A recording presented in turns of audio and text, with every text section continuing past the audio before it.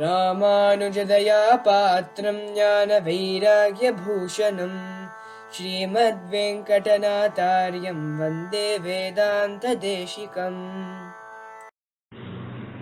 జయ జయ శ్రీ సుదర్శన శ్రీమతే శ్రీనిగమాంత మహాదేశికాయ నమః. ఈరోజు శ్రీ దేశికవాణి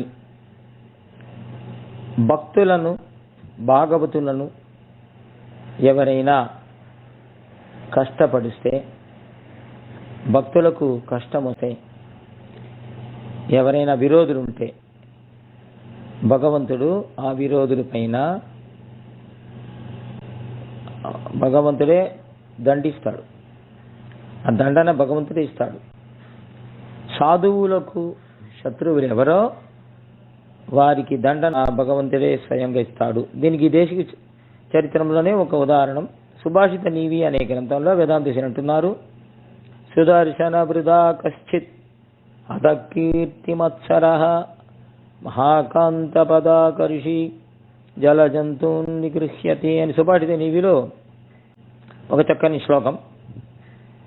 ఒకరోజు శ్రీరంగ క్షేత్రంలో ఉత్తర దిక్కులో ఉండే ఉత్తర వీధిలో వేదాంతేశ్వరి తన గృహములో కూర్చుని ఉండగా ఏదో ఒక గ్రంథాన్ని చూస్తూ ఉన్నారు. మునిగిపోయారు ఆ గ్రంథంలో.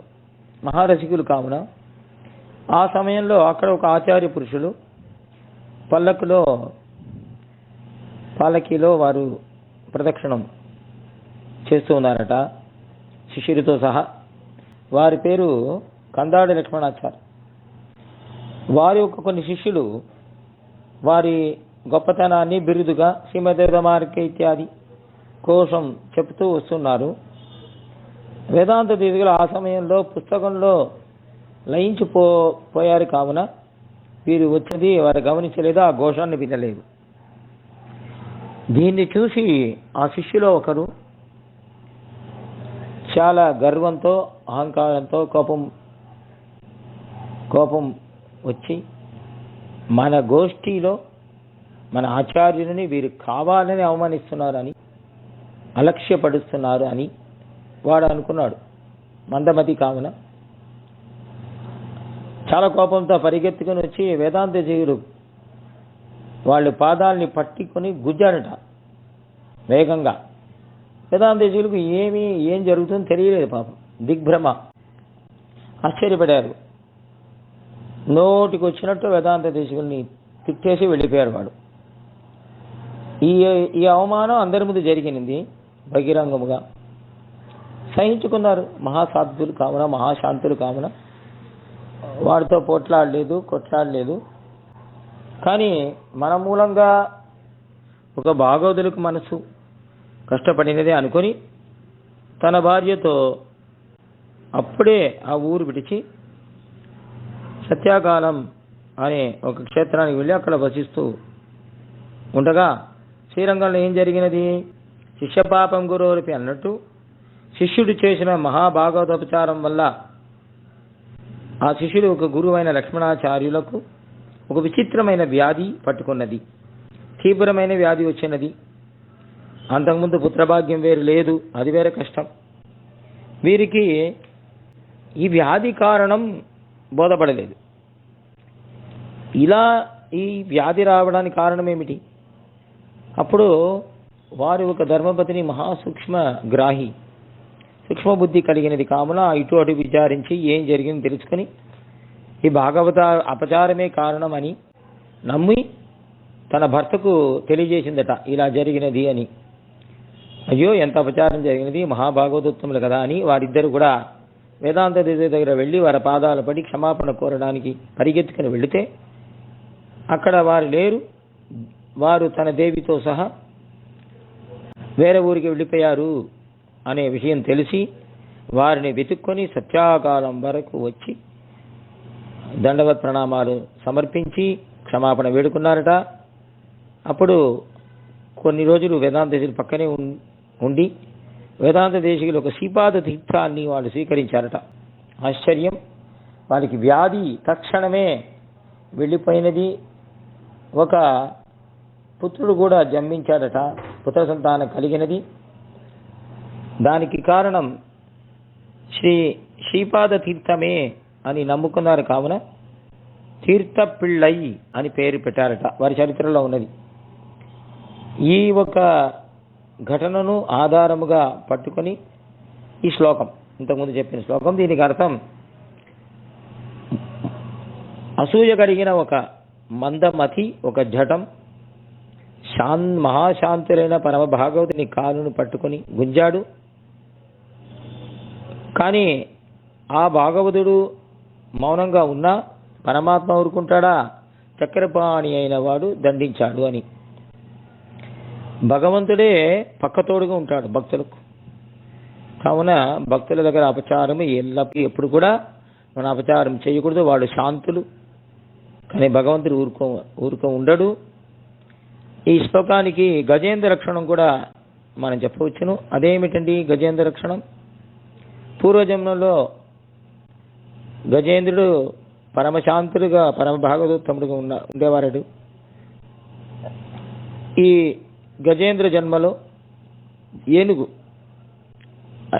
ఆయన్ని కాలును మొసలి పట్టుకున్నది, గ్రహించినది. గ్రాహేరి భాగం విషయ వికృష్ట. ఆ సమయంలో ఆదిమూలమా, హే పరమాత్మ, హే సర్వకారణ, హే జగత్కారణ వస్తువు అని ప్రార్థిస్తే సుదర్శన చక్రంతో సహా గరుడారూఢుడుగా పరమాత్మ గరుడ వాగనుడుగా వచ్చి ఆ ముసలిని చంపి ఏనుగుని రక్షించాడని మనకు తెలుసు ఈ కథ. ఈ రెండు కథలు కూడా ఈ శ్లోకానికి కరెక్ట్గా ఉంటుంది. అది కంపారిజన్లో మహాశాంతుడు వేదాంత దేశికులు, మరి గజేంద్రుడు పాదాలని పట్టుకొని గుంచారు. ఇద్దరిని కూడా రెండు కథలో కూడా ఉన్నది. ఒకడేమో జడ జంతు గుంజాడు, జల జంతు ఏనుగుని గుంజినది. రెండు కథల్లో కూడా భక్తునికి సహాయం చేయడానికి భగవంతుడు పరిగెత్తుకుని వచ్చాడు. రెండు కథల్లో కూడా సుదర్శన చక్రం, సుదర్శనం అంటే మంచి సిద్ధాంతం, మంచి సిద్ధాంతాన్ని రక్షించాలని సిద్ధాంతాన్ని తీసుకుని వచ్చి వేదాంత దేశం రక్షించారు. అలాగే సుదర్శన చక్రంతో గజేంద్రుడిని రక్షించాడు, ఏనుగుని రక్షించాడు. నీతి ఏమిటంటే భక్తుల దగ్గర అపచారం పడితే భగవంతుడు ఊరికే ఉండడు, దండిస్తాడు. చాలామంది రహస్యముగా మన కాళ్ళను గుంజుతూ ఉంటారు, వెనకాల ఏదో చెప్తూ ఉంటారు. ఎవరు చూడలేదు కదా, మనం హింసించవచ్చు అని అనుకుంటారు. కానీ సర్వసాక్షి అయిన పరమాత్మ చూస్తూ ఉన్నాడు అన్నింటినీ అనే విషయం వాళ్ళకి తెలియదు, మర్చిపోతారు. కావున సుదర్శన అంటే పరమాత్మ మంచి తీక్ష్ణమైన చూపు కలిగిన వాడు. అన్ని చోట్ల ఏం జరుగుతుందో వాడికి తెలుసు. ఎవరి కూడా భగవంతుని చూపు నుంచి తప్పలేరు. మహాశాంతులుగా మనం ఉండాలి అంటే ఎవరి దగ్గర కూడా ద్వేషించకూడదు, కొట్లాడకూడదు. ఒకవేళ మనం ద్వేషించిన వాళ్ళు మన దగ్గర పోట్లాడరు, జయించరు, వాడు ఓడిపోతారు సాధువులు. మనం చూడవచ్చు ఈ రోజులు కూడా సాధువులను హింసించే వాళ్ళు ఉన్నారు. సాధువులు ఏం చెప్పారు పాపం, మౌనంగానే ఉంటారు, సహిస్తూ ఉంటారు. ఆ సాధువులకు పరమాత్మ పక్కతోడుగా ఉంటాడు, దీనబంధు కదా. కావున ఆ భగవంతుడు ఇటువంటి దీనులనే రక్షిస్తాడు. రామాయణంలో కూడా మహాబలవానైన బలిష్ఠుడైన వారిని నిగ్రహించి వాడిని చంపి దీనుడైన సుగ్రీవునికి రాజ్యాన్ని ప్రసాదించి తన మిత్రుడిగా చేసుకున్నాడు పరమాత్మ. ఎందుకు? దీనబంధువాడు. మన ద్రోహులను, మన విరోధులను మనం దండించాల్సిన అవసరం లేదు, కసి తీసుకోవాల్సిన అవసరం లేదు. ఎందుకంటే మనకు పక్క బలముగా భగవంతుడు ఉంటాడు, పక్తోడుగా. కావున మనం మన కర్మానుష్ఠానాన్ని అనుష్ఠిస్తూ భగవద్భక్తి నిశ్చింతగా మహాశాంతులుగా మనం చేయాల్సింది మన ఒక కర్తవ్యం. శ్రీమతే శ్రీనిగమాంత మహాదేశికాయ నమః. కవితార్కిక సింహాయ కళ్యాణ గుణశాలినే శ్రీమతే వెంకటేశాయ वेदान्तगुरवे नमः।